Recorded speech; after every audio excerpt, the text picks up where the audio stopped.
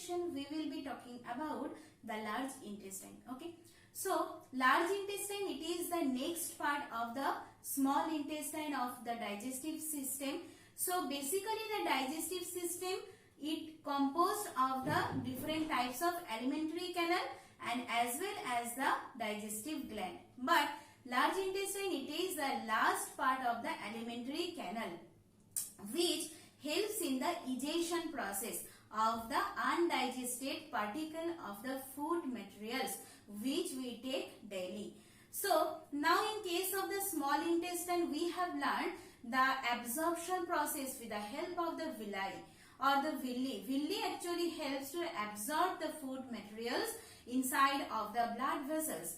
Okay, now in the large intestine, it is like a wider shaped structure of the digestive system and its length, it will be like about 1.5 meter long. In case of the undigested particle or the which is not digested particle and which comes from the small intestine and it will reach in the large intestine finally. So large intestine, it will absorb the water and the salt basically from the undigested food, and that's why the stool, it will be solidified, right? So now in case of the digestion process, and it helps basically the assimilation process. So let's see.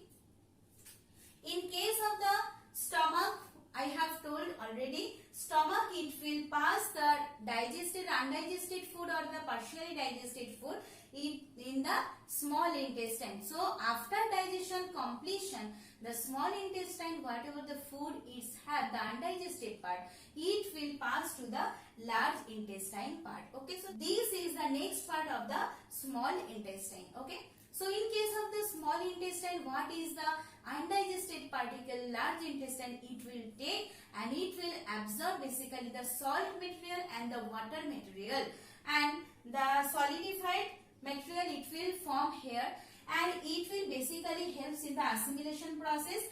For information of the assimilation process, you can see the holozoic nutrition. I have given the link in the I button and also in the description box.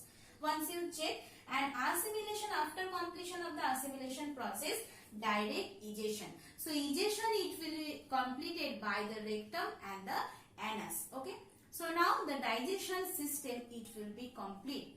So now in the digestive system, what is the function and basically the structure, it is now completed. Next we have to focus on the different part of the alimentary canal and different part of the digestive gland. Okay. So in the next session, we will be talking about the next part of the physiological system of the human